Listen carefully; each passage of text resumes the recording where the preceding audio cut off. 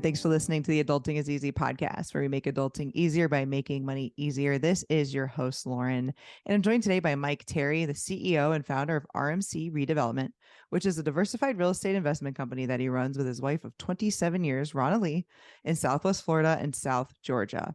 Mike was a former teacher and college basketball coach who became an accidental landlord, and over the last 5 years has flipped 14 properties, built a rental portfolio of 26 doors, including 2 short-term rentals. Mike and Ronnalee remain firmly focused on attaining financial independence, and real estate has been an integral part of their journey. Thanks for joining me, Mike. Great to be here. Thanks for having me. Yeah, I'm excited. But first, let me tell everyone about TouchStay. Are you looking for operational gains and brand build? Meet the easy-to-use platform that transforms your docs, PDFs, and emails into branded information that guests read and engage with time and again. TouchStay is in the business of helping hectic hosts and managers kill the time burn with simple technology, helping you to reinforce your brand through communication, skyrocket the guest experience, and create raving, loyal fans. Their digital guest welcome books are rich with features, including guest email collection and first impressions feedback capture, plus free email and SMS guest memos, in addition to providing a single place of information and inspiration to get your guests excited for their stay, appreciative of your offering, and happy as Larry, as they say in the UK, to tell everyone about it. Guests love TouchStay digital guidebooks as much as hosts, even mentioning them in their reviews. Want to look good every time someone has a question? Look up touchstay.com and start a 14-day free trial today. So our goal for today, Mike, is to make adulting easier for listeners by discussing a personal finance topic, since managing money is a big part of adulting. So today we're going to talk about STRs. But first, can you tell us why you got into rental properties a few years ago? It was kind of accidental. It was 2010, just after the Great Recession. I was living in Ohio. As you said in my bio, I was a college basketball coach. I was at Kent State University at that point as an assistant coach in women's basketball.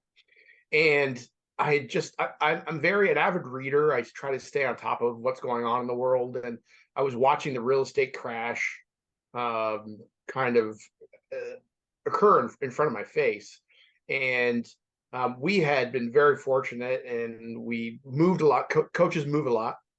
And every move we would buy and sell, and it seems like we'd get a little bundle of money every single time. I never did the math to see if we were making money or not, or it was just kind of the accumulation of expenses. But we'd take that little bundle and move it into the next one and move it into the next one. And by the time we'd moved to Ohio, we had a significant amount of equity in a house, and then I watched these housing values in Southwest Florida, and particularly Cape Coral. And at that time, I was just on Zillow and looking around, and you could get a 3-bedroom, 2-bathroom, 2-car garage with a pool for $100,000.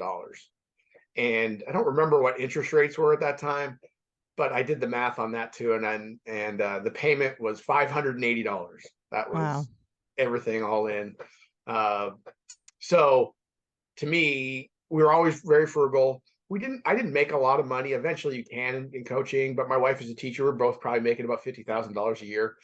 But for us, it was a car payment, and we didn't have a car payment. We had no car payments. I got a company car, and we had a paid off older vehicle.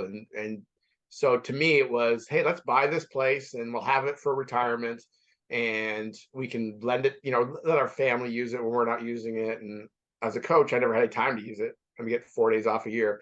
But she as a teacher, she could come down in the summer and spring break and Christmas, and we'd come down at Christmas most years, and we enjoyed it a little bit.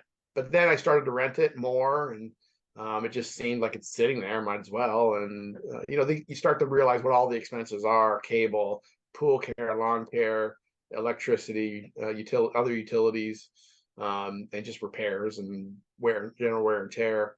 So let's rent it more, and eventually we started renting it all season. It would sit most of the summer. And my last job, I was at Wake Forest University. I got fired like college basketball coaches do, and had no desire to continue coaching. It was 15 years, and it was a drag. So we moved down here, moved into that house. It was our lifeboat. We had this fairly big house in North Carolina. It's kind of like Texas. They have big houses. And so it was a 4-bedroom, it was about 3,000 square feet. So we had 3,000 square feet of furniture from 2 homes in one 1,800 square foot house. It was a mess. But we also had it was also leased, so it was rented at Christmas. So we had from August to Christmas to figure out our lives. So we bought another house here, moved all that stuff into it, got that one ready, rented it, and from that point on, we rented it, and it was pretty much rented 90% of the time. Wow. Okay. So it's 2010, then backing up. It's 2010, you're in Ohio Yeah. and you're like, all right, here's what I need. I need a house in Florida. I'm going to buy a rental property. And I think it being out of state is a fantastic idea. Is that right? Yeah, generally, and it really wasn't the rental part of it wasn't even in my calculus. It was when am I ever going to be able to buy a house in Florida for $100,000 ever again? Never. So, Fair. and I can afford the payment. I can afford the payment, and it'll just be an investment, even though Okay. just not even it's not even an investment, just something to have. Um, and I think as we matured and realized and learned more about it, we took better advantage of it. It probably never made money from the time we bought it to the time we sold it. We but did appreciate it an awful lot. Right. Okay. So were you planning, you were planning that's going to be our retirement home. Were you planning initially we're going to rent it out or we're just going to hold it and use it ourselves? What was the initial plan with it? I thought we'd rent it. We knew it'd be easy to rent during the season, so we just Sure. kind of rented it to people we knew. Like, I rented it to other coaches' families, my family, I think my aunts and uncles, and those types of people, brothers and sisters-in-law. So it wasn't a business. It was just hey, pay the expenses type thing. Okay. Got it. And then you said you got fired. Yeah, What was coach. that like? What Yeah, was it they like? do. It was remarkable. It was very scary. My daughter was a junior in high school at that point. Not the best time to be changing schools. Right. The strangest occurrence, my wife lost her job about 3 weeks before I did. So we went from having a pretty solid income to having zero income. First time in my life, and zero income. And we had to move ourselves because every other move the school paid to move you, True. and so we had all those moving expenses, and we had to sell our house. And I mean, again, we're pretty frugal, so we had savings. We never planned on something like that ever happening. We kind of planned on one person maybe losing their job, but never both at the same time. And we just did what you do in that situation. You pull yourself together, and it wasn't easy.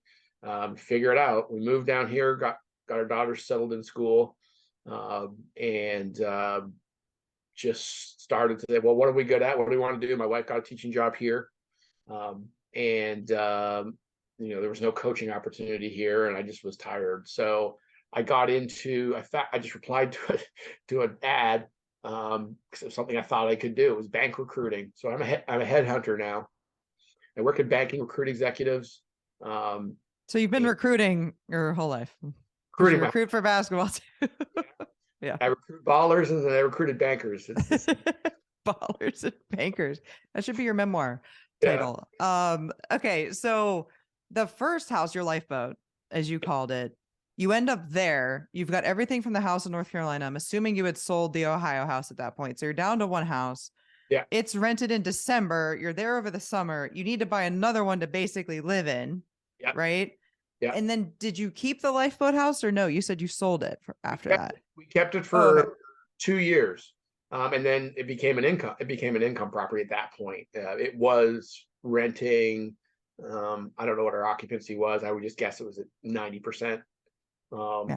We started to lower the price in the summer to get some people in there. Had a couple of horrible tenants, learned some lessons on that. And then sold it and used the proceeds to expand into a rental portfolio of duplexes in South Georgia. And now that's a significant part of our monthly income. Okay.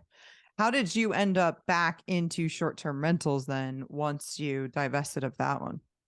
Again, accidentally. It's not something that we really planned. I think, okay, just a quick timeout. I talked to, this is like episode 100 and I don't know, something 30, whatever. And about 100 of those are interviews and about half of those are real estate people. So say 60, 70. It's not a plan. Like you maybe have like kind of like a general goal in mind, but it's sometimes related to not even real estate. It's financial independence. That's my goal.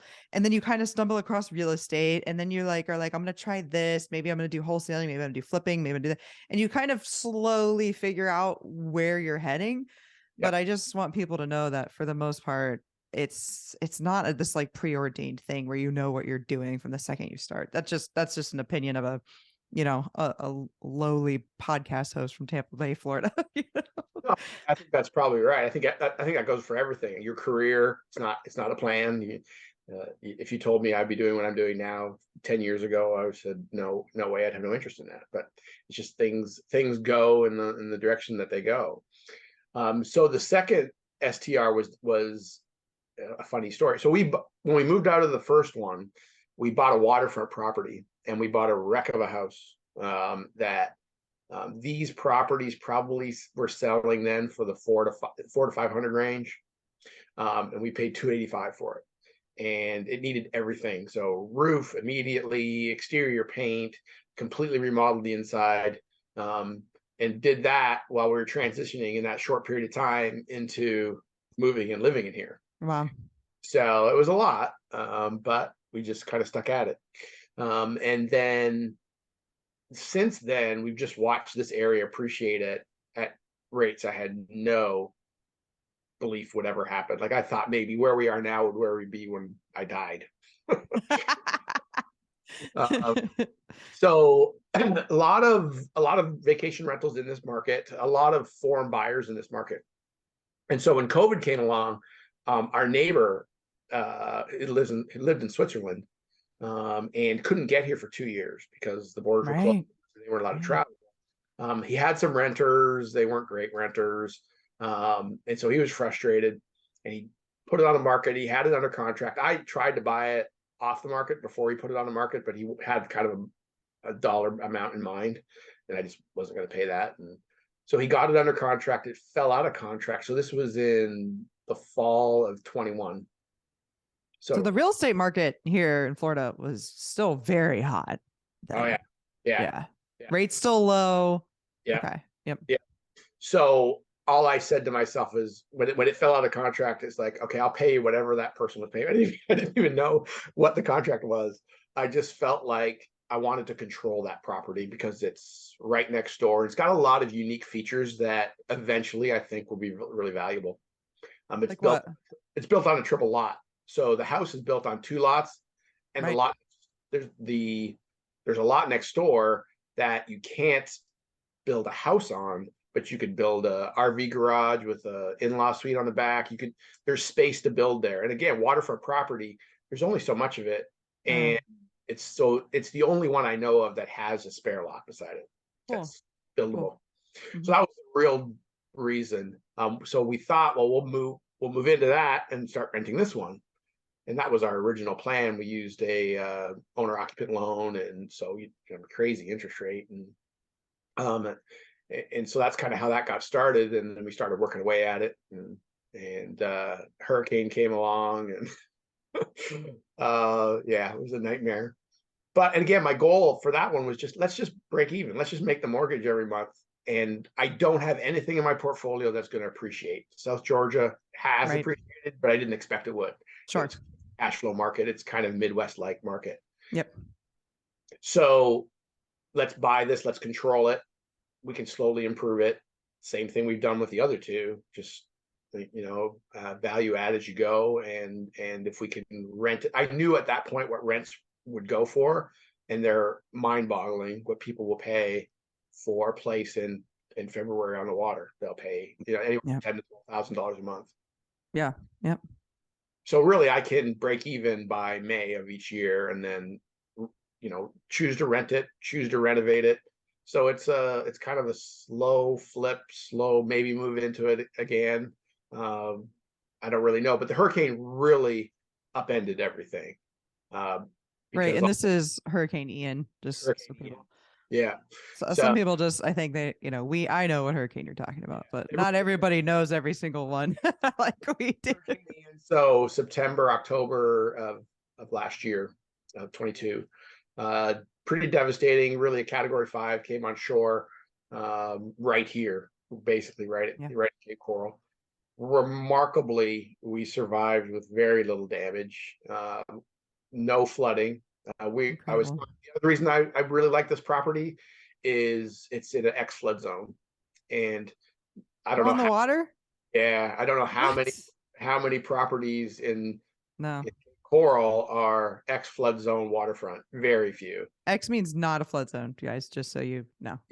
Yeah, Like A is bad, which is like all my stuff's A and B. But yeah, you've got an X. Nice.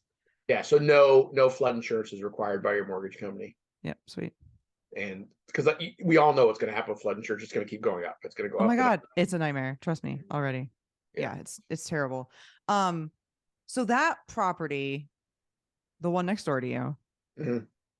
you you were when you had your first one renting it out to basically just people that you knew. Yeah. Now it sounds like you're renting it out to people that you don't know. So you're kind of progressing in that direction. And then what about managing? You're managing it yourself? Managing it ourselves.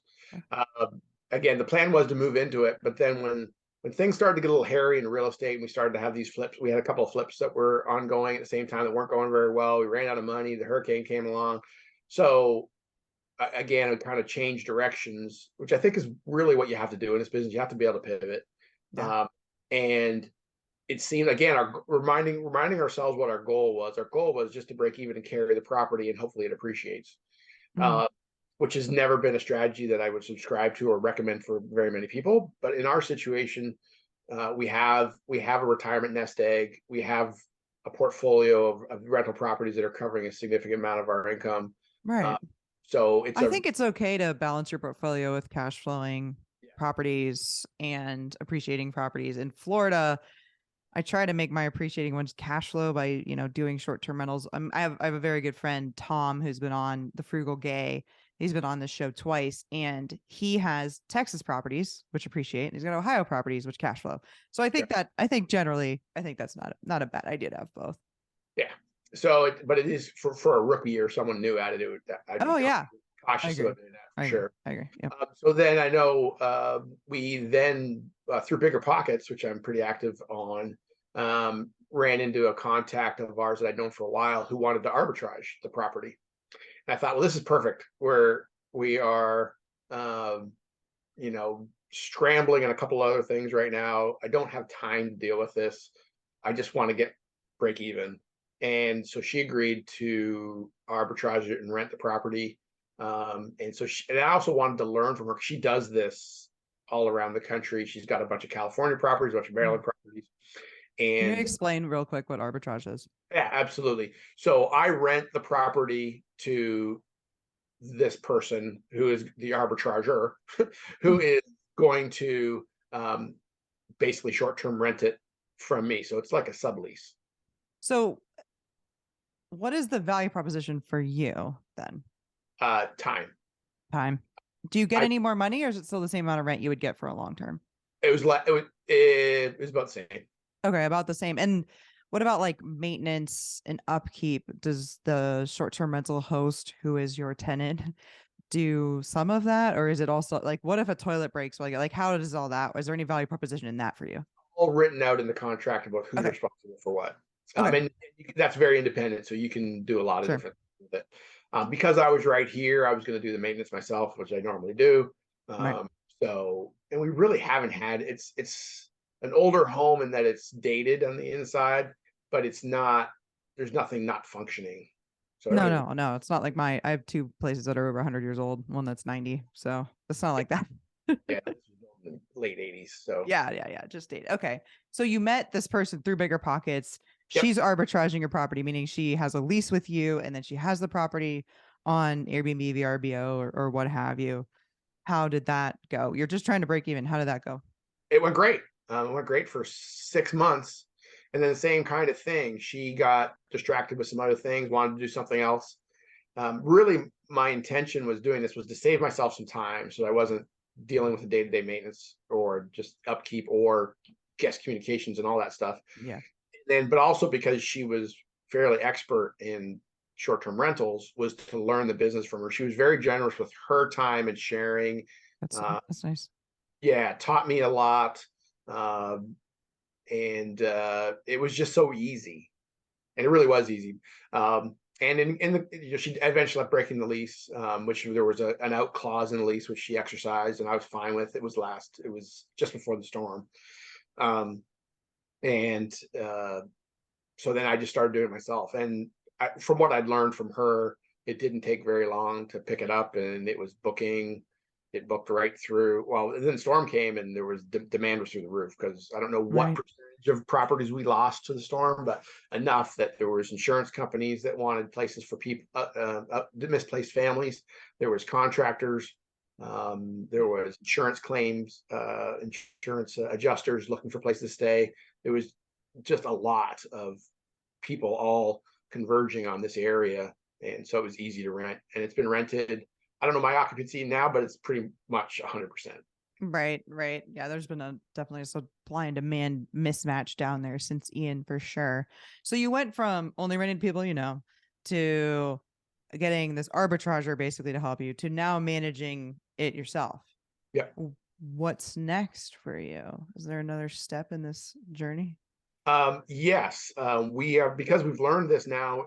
I figured out how to rent it. The sites that we use, how to get traffic, how to get inquiries. We are, because my wife is retiring, Ronalee's retiring in June, a couple of weeks actually. Yeah. So we're going to start managing a property, some other properties. There is another property, it's 5 houses down the way from us. We know the owner just from being neighbors. Helped him find some contractors. He bought the house and renovated it too. This is an area that's getting renovated. Yeah. So he bought it, renovated. He's a doctor in Colorado. I think he realized it was taking more time, and he got in with Vacasa. And Oh. Mm-hmm. yeah, and not to disparage him, I don't think that agreement worked out as well as he'd wanted. So Yeah, so there are companies out there that are nationwide companies that will manage your property for you. This is just for the listeners. It's I mean 20, 25%, 30%, some kind of like that. They take it off the top, and there's generally mixed reviews. I think they free up a lot of time from the owners, but like any companies that are growing, there's growing pains. I don't think your property gets a ton of attention that way. And everybody I've talked to that moves on from one of those types of companies to managing themselves, they do better. They have more revenue and more profit. yeah, yeah, and again, I think those companies they have their advantages. I agree. For me, when I first started, I would love that. I'd Yeah. have to, and half or 70% of your revenue is better than zero revenue. But once you concentrate on a little bit more and you want to have more control, it's not for everyone. And so I think they were a little frustrated. They had a couple of bad tenants too, and just the management of it. It's just hard to manage that. When you're dealing with someone that big, and there's no personal attention really. Yeah. So we asked you, we just kind of volunteered it, said, hey, we'll manage it for you. And so our plan is to now try to pick up 5 or 6 properties and just keep it small. I think there's a real niche world out there right now for small operators to do small things, and you can do just fine. Like one of the things about real estate business is everybody's like big, big, big, big. How many doors? What's your yearly revenue? I don't care about any of that stuff. We just kind of want to be able to maintain our lifestyle and enjoy what we're doing, and free up our time, have a little more control of our time. So I think, managing 5 properties, we know we can book out 5 properties as well as we've booked out these Yeah, now. sure. Yeah. I mean, I'm self-managing 10 with a full-time job plus the Yeah. long term. So I get it. I think that's definitely doable. And I love to see you and Ronalee's just transition and to hear your story. And I wish we had time, but we don't. But I wish we had time to dive into the cash flowing properties as well. Maybe I'll have to have you back on to talk about those at some point. But is there anything else you want to add, Mike, before we wrap up? Not anything. I think more than anything, just what I've learned and really I consider myself a real estate investor really for 5 years, even though it's really been 15. Because the first 10 years that wasn't a business. It was a side thing. I wouldn't even call it a hustle because I wasn't hustling at it. I think you have to put yourself in a position to learn from experience. You can listen to all the podcasts and read every book until you actually get into it and make some mistakes and change direction. The thing I like about real estate is nothing is fatal. You can make mistakes. I wouldn't trust anyone in real estate that said they've never lost money, because you can lose money.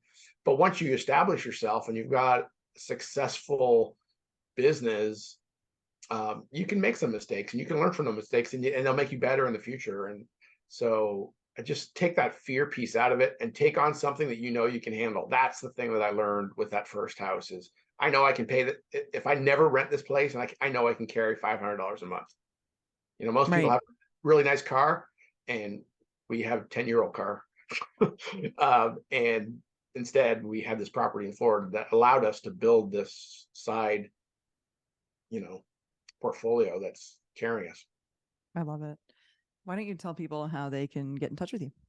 Sure. I have a funny email address. It's mterryball@hotmail.com. I'm sure, Lauren, you can put that in the notes for people. Yep. Got it. You can find me on Bigger Pockets, Mike Terry, RMC Redevelopment. You can find me on LinkedIn, just with my name and our company, which is York and Associates. And that's kind of how you can reach me, and happy to help anyone. If you want your property managed here in Southwest Florida, let me know. I'm happy to help with that. But if you just want advice or talk about financing, or how I finance things, or what you need to do to succeed, feel free to reach out. Absolutely. And everybody, you can follow me on Twitter at Adulting is Easy, on Instagram at Adulting is Easy Real, on YouTube. This video is there at Adulting is Easy. My email is realadultingiseasy@gmail.com.